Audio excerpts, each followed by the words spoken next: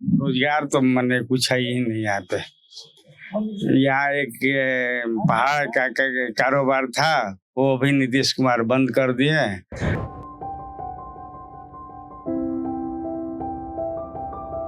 तो समस्या यहाँ की ये है कि पानी की निकासी नहीं है, इसका कोई समाधान नहीं है। अब कोई भी सांसद हो, कोई भी काम नहीं करते हैं। कोई सांसद बता दीजिए कोई कल कारखाना लगाए हो।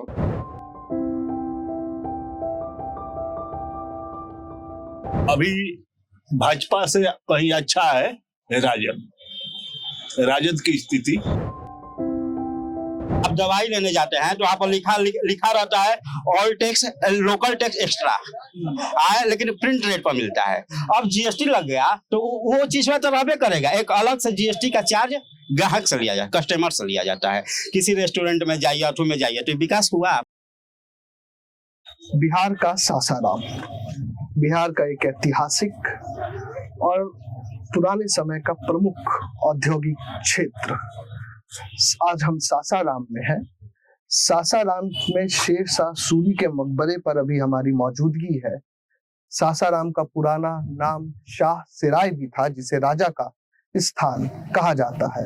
आज सासाराम के अलग अलग क्षेत्रों में चलेंगे और समझने की कोशिश करेंगे कि सासाराम का सियासी समीकरण क्या है, राजनीतिक हलचल क्या है, सासाराम में कितने नए उद्योग बीते 5 साल में खुले, कितने नए औद्योगिक क्षेत्र बने, कितनी यूनिवर्सिटीज आई, कितने नए अस्पताल हुए, सासाराम में कितना विकास हुआ या अभी भी बहुत कुछ होना बाकी। अभी हम जगजीवन आश्रम पर है और आपको बता दें कि बापू जगजीवन राम जब तक जीवित रहे 1952 से लेकर 84 तक, तब तक सासाराम या कह लीजिए उस समय का शहबाज 2 बाबू जगजीवन राम जीतते रहे। जब तक उनकी सांसें चलती रही, बाबू जगजीवन राम यहाँ से सांसद होते रहे। आपको एक किस्सा बता दूं कि 1967 के आसपास जब इस क्षेत्र में अकाल पड़ा तो बाबू जगजीवन राम इतने ज्यादा द्रवित हो गए कि उन्होंने पूरे सासाराम में शहबाद 1-2 में नहरों का जाल बिछा दिया और इस सासाराम को, जो कैमूर और रोहतास के 3-3 विधानसभा से मिलकर एक जिला बना, लोकसभा क्षेत्र बना, उसे दाल का कटोरा बना दिया। लेकिन उसके बाद जो नहरों का जाल बिछना था, उनका चौड़ीकरण होना था, उनका विस्तार होना था, वो नहीं हो पाया।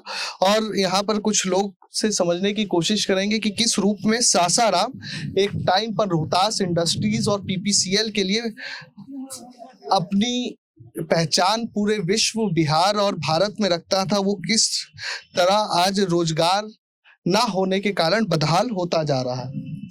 क्या नाम है सर? ज्ञान चंद्र ओझा हुआ। सर ये बताएं कि सासाराम एक टाइम पर अपने उद्योग के लिए प्रमुख था। यहाँ डालमिया नगर था, फिर पीपीसीएल आया 87 के आसपास। अब रोजगार की स्थिति क्या है? रोजगार तो मैंने कुछ है ही नहीं यहाँ पे। यहाँ एक पहाड़ का कारोबार था, वो भी नीतीश कुमार बंद कर दिए। बाकी सब यहाँ कुछ नहीं है, सब बेकार पड़ा हुआ है। पत्थर उद्योग था बस। उसके बाद उसके सहारे लोग, कुछ लोग जिंदा थे, उसके बाद उसको बंद कर दिया गया। इसके बाद यहाँ कोई इंडस्ट्री, कोई रोजगार का कुछ ही साधन नहीं। अभी नीतीश कुमार आए थे तो उन्होंने सासाराम को 921 करोड़ का सौगात भी दिया। लेकिन एक बात आप बताइए, उसमें अधिकतर जो योजनाएं थी सड़कों से जुड़ी हुई थी, पथ निर्माण का चौड़ीकरण, पर्यटन की दृष्टि से सड़कें बनाने का ज्यादा काम था। पहले तो समस्या यहाँ की ये है कि पानी की निकासी नहीं है, इसका कोई समाधान नहीं है। हम लोग की तरफ यहाँ देखिए, बाढ़ में सब लोग यहाँ, थोड़ा भी पानी हो, बारिश हो जाता है तो समूचा घर डूब जाता है। ये नाला वाला, इसका कोई निर्माण नहीं हुआ अभी तक। ना पानी का कोई भी निकासी, कहीं पूरे सासाराम में घूम जाइए, कहीं पानी का निकासी का कोई समाधान नहीं हुआ। ये सबसे बड़ा समस्या है यहाँ के। मौजूदा सांसद है कांग्रेस के, उनके समय में क्या? हाँ, मनोज जी, मनोज भारती बीएसपी से कांग्रेस में आए। उनके समय में 5 साल में क्या बदलाव देखने को मिल रहा है या क्या हो पा रहा है सांसद के? अभी कुछ नहीं किए हैं, अभी कुछ नहीं किए हैं यहाँ के लिए। अभी केवल अपना भ्रमण कर रहे हैं, अपना ये कर रहे हैं। बोलेंगे आप? जी काहे नहीं बोला, पूछिए। बाबू साहब हैं जी बाबू साहब हैं। तो ये भोजपुर शुरू हो जाता है ना सासाराम से, हाँ सासाराम, आरा, बक्सर, छपरा, सिवान, गोपालगंज। अच्छा ये बताइए कि दाल का कटोरा इसको धान का कटोरा बाबू जगजीवन राम बना दिए। 1967 में जब अकाल पड़ा उसके बाद कई नहर बनी, लेकिन नहरों को जिस तरह समय के साथ विस्तार होना था कि अंतिम छोर तक पहुंच सके, वैसा कुछ हुआ? जी नहीं, वैसा कुछ नहीं हुआ। करमचट से भी कुछ फायदा नहीं हुआ हम लोग को। सिकरिया पंचायत में हमारा घर हुआ, एक कट्ठा भी सिकरिया पंचायत में मतलब कि पूरा नहीं पटवन होता। बाढ़ का पानी आता है करमचट से, उसके बाद नहीं आता है। महादेवा जलाशय में हम लोग अपने से पैसा लगा के भी कुछ काम किए, वो भी बंद हो गया, नहीं हो पाया पूरा काम। न सांसद कभी क्षेत्र में जाते हैं, न यहाँ का विधायक जाते हैं। बिहार सरकार अतिक्रमण है, बाढ़ के पानी ताल पोखरा सब भरा गया है, तो पानी के चलते घर में पानी लगता है। यहाँ अधिकतर समय कांग्रेस के सांसद रहे, 2 बार बीच में 14 और 19 में बीजेपी यहाँ से जीती। उससे पहले मीरा कुमार। अब कोई भी सांसद हो, कोई भी काम नहीं करते हैं। कोई सांसद बता दीजिए, कोई कल कारखाना लगाए हो? कुछ नहीं।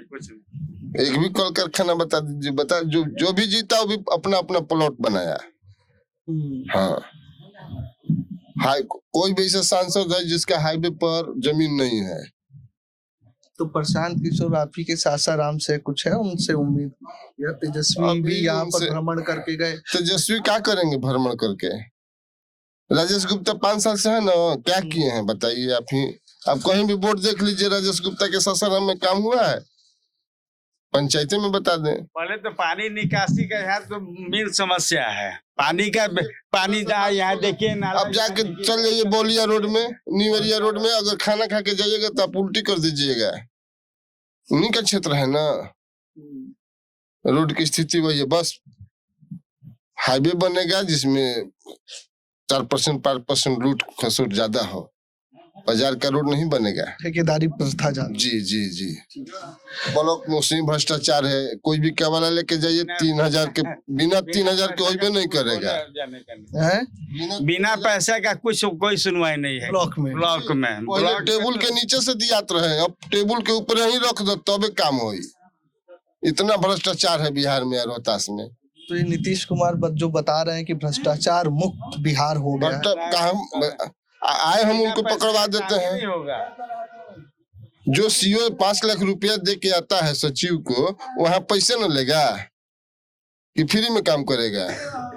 अब यही लगा करके काम कर रहे हैं। अगर काम करना होता तो घर घर 2 कंप्यूटर लेकर के बैठा करके काम करवा देते। काम करना होता तो बोरा में भर के फिर वही की बात वही होगा। शराब बंद है? शराब नहीं बंद है। शराब कभी नहीं बंद है। जो 20 रुपए में मिलता था वो 100 रुपए में मिलता है। जाके देखिए पहाड़ पर कितना शराब चूरा है, पूरा जंगल की लकड़ी कट गया। नीतीश कुमार के नहीं दिखाई देता है उनके प्रशासन को?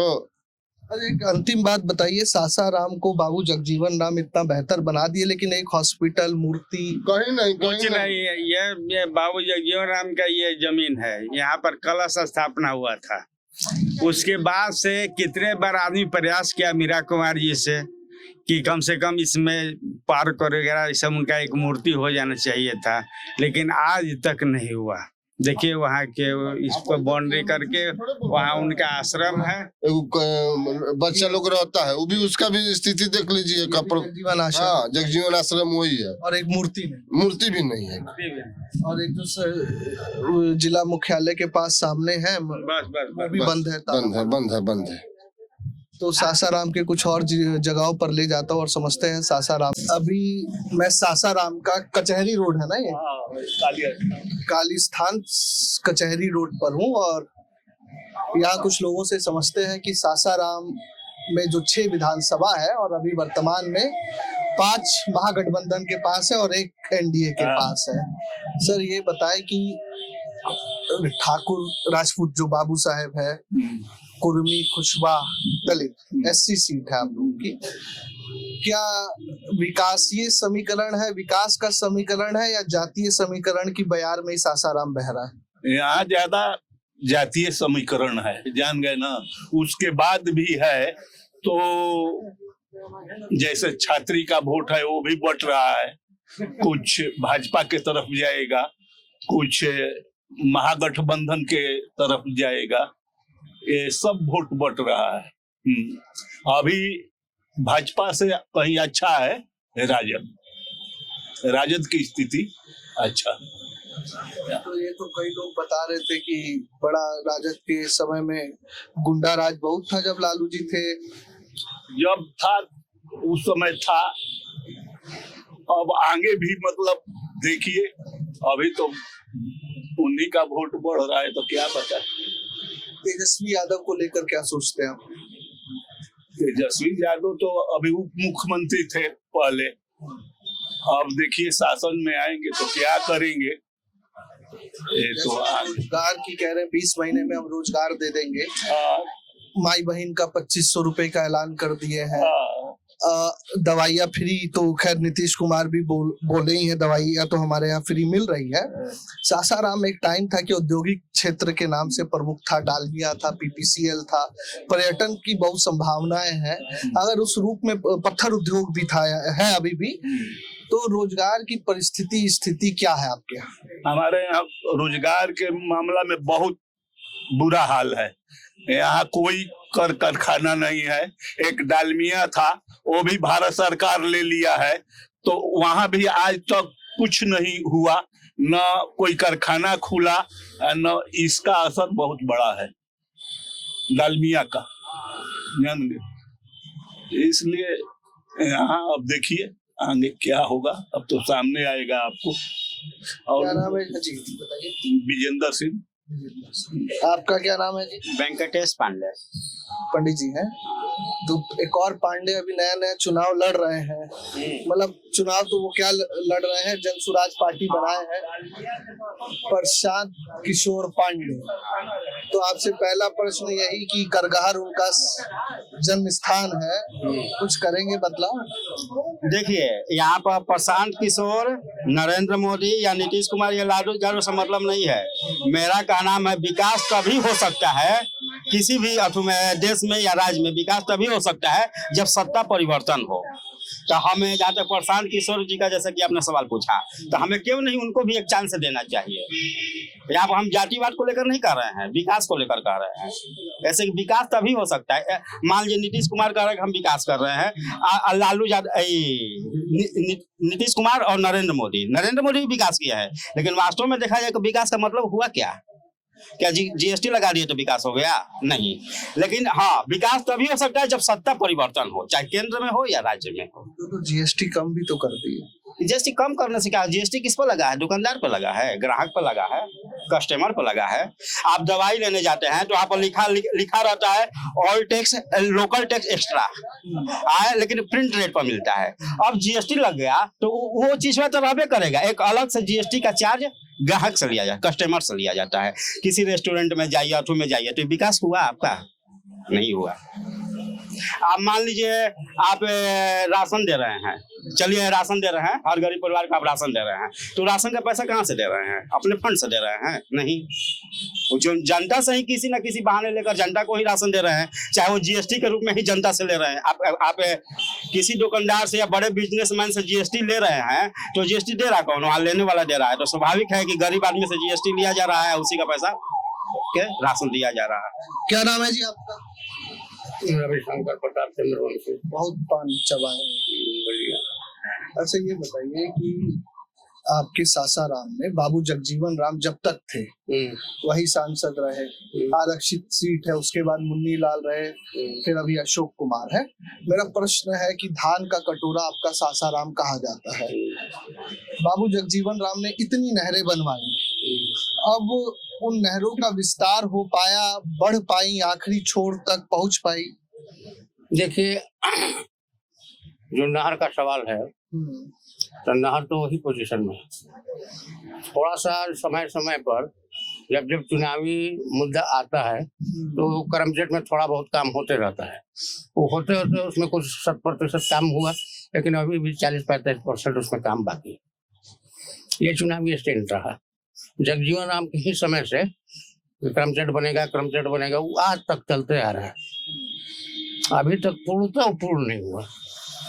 कोई भी कदम जलाते भी आज तक नहीं उसमें कोई हासिल रखा। वो आज भी स्थिति हुई जो जनर पहले था वही आज भी। मीरा कुमार भी यहाँ से सांसद रही, उसके बाद 2014-19 में बीजेपी का सांसद रहा, उसके बाद वापस से कांग्रेस के पास है ये सीट। अगर पूरे लोकसभा की बात करें, विधानसभा में 5 सीट महागठबंधन के पास है, 1 सीट एनडीए के पास है। आप ये मुझे बताएं कि विकास के पैमाने पर सासाराम में जब मैंने कई लोगों से बात की तो जल निकासी की समस्या, रोजगार की समस्या, नया अस्पताल, कॉलेज, केंद्रीय विद्यालय एक बना, क्या क्या विकास की कितनी डगर सासाराम में तय हो गई, कितना बाकी है?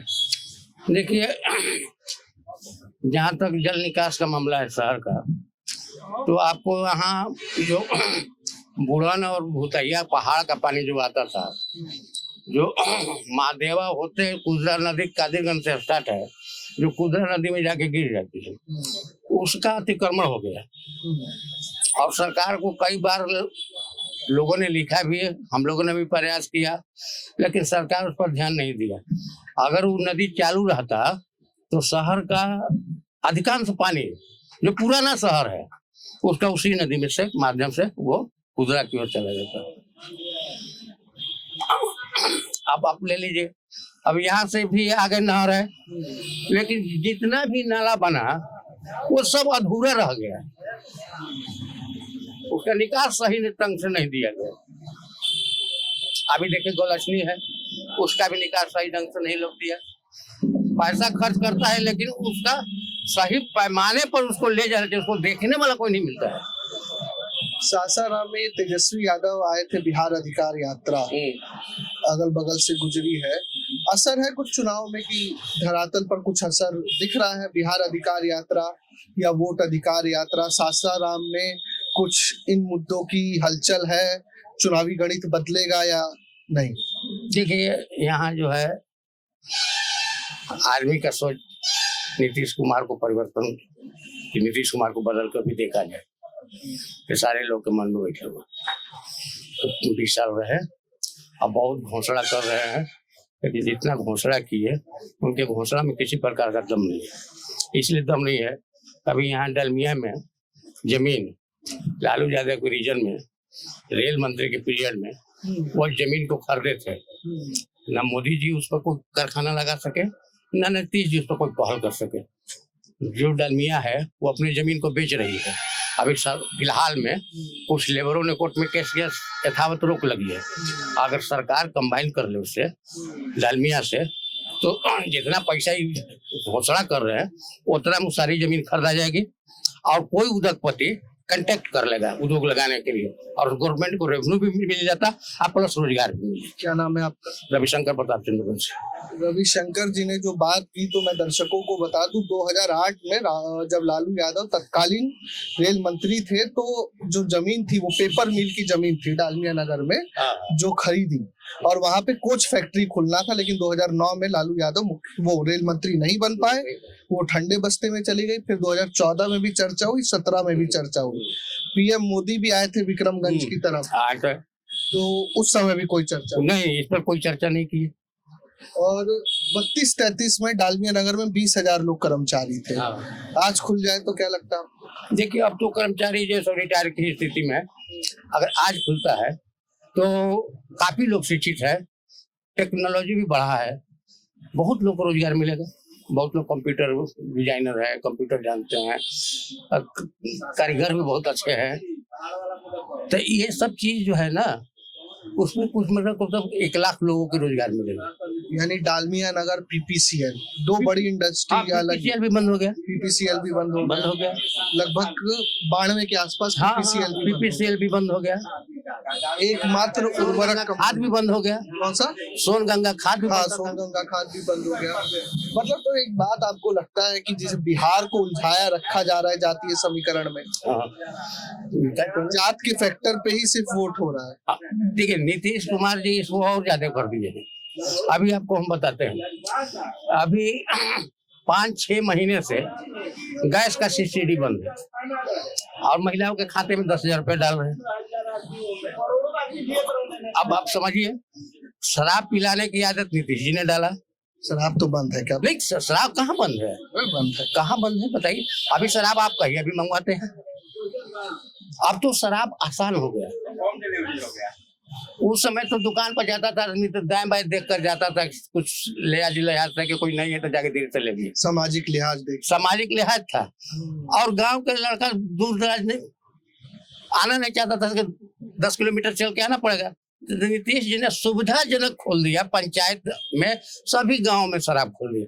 उससे क्या हुआ कि छात्र जो है वो अभी पीने शुरू कर दिए, थोड़ा थोड़ा करते उसकी आदत लग गई। अब जब नीतीश जी ने शराब बंदी कर दिया तो शराब बंदी कहाँ शराब बंदी, अब कहाँ इनका चेक पोस्ट है हमको बताइए ना। उत्तर प्रदेश में 5 रास्तों से रास्ता है बिहार में आने का। बलिया से भी आ सकते हैं, चैनपुर के रास्ते आ सकते हैं, बनारस के रास्ते आ सकते हैं, मोहनिया के रास्ते आ सकते हैं। कहाँ इनका चेक पोस्ट है? बनारस तो यहाँ से 120 120 किलोमीटर। तो बताइए कहाँ चेक पोस्ट है? झारखंड बॉर्डर है, यूपी भी है, सब है।